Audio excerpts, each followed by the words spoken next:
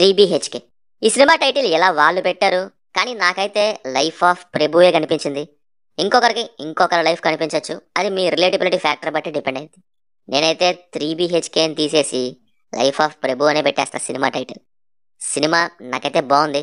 Yes, life అంత easy కాదు, ఎన్ని ఫెయిల్ అయినా ట్రై చేస్తూ ముందుకు వెళ్ళటమే లైఫ్. ఎమోషనల్ జర్నీ అని చెప్పొచ్చు ఈ సినిమా. అందులోనూ సిద్ధార్థ క్యారెక్టర్ అదే ప్రభు అయితే రిలేటబిలిటీ ఫ్యాక్టర్తో బాగా టచ్ అయింది. సొంత ఇల్లు అనేది మిడిల్ క్లాస్ ఫ్యామిలీస్కి ఒక డ్రీమ్ లాంటిది. స్కూల్ నుంచి కాలేజ్ వరకు ఎడ్యుకేషన్ ఖర్చు, ఆ తర్వాత ఆ పర్సన్ మోసే రెస్పాన్సిబిలిటీస్ అండ్ ఈఎంఐస్, మధ్యలో ఇంకా ఎన్నెన్నో. మరి ఆ సొంత ఇల్లు అనేది అయ్యిందా లేదా అనేది ఉంటుంది ఇందులో. సినిమా అంతా త్రీ బిహెచ్కే ఇల్లు కొనడంతో నిండిపోతుందేమో అనుకున్నా, కానీ ఆ ఇల్లు కొనే ప్రాసెస్లో క్యారెక్టర్స్ యొక్క లైఫ్స్ని చాలా బాగా చూపించారు. ఇల్లు కంటే ముఖ్యమైనది ఒకటి ఉంటుంది, అదే లైఫ్. ఇల్లు ఎప్పుడైనా కొనొచ్చు, కానీ కొన్ని మిస్ అయితే మళ్ళీ రావు, శాశ్వతంగా మిస్ చేసుకోవటమే. ఫ్యామిలీ, నచ్చిన జాబ్, ఇష్టమైన భార్య, అలా మీనింగ్ఫుల్ సీన్స్ అండ్ డైలాగ్స్తో క్యారెక్టర్స్ని కనెక్ట్ చేస్తూ బలి తీసుకెళ్లారు.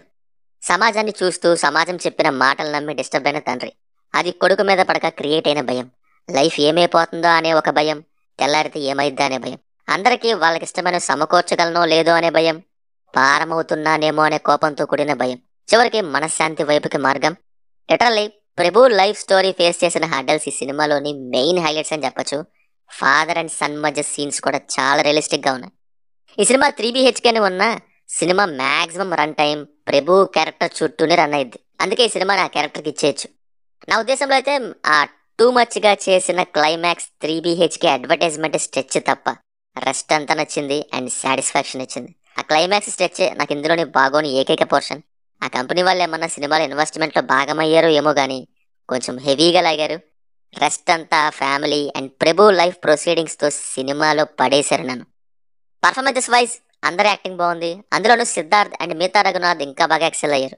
మ్యూజిక్ అయితే ఫ్లోలో వెళ్ళిపోయింది. Finally it's not three BHK, it's life of open and closed bracket. మీ ఇష్టమైన ఎవరైనా పెట్టుకోవచ్చు, మీ కనెక్టబుల్ ఫ్యాక్టర్ బట్టి. నాకైతే వర్కౌట్ అయింది, డిసప్పాయింట్ అయితే చెయ్యదు.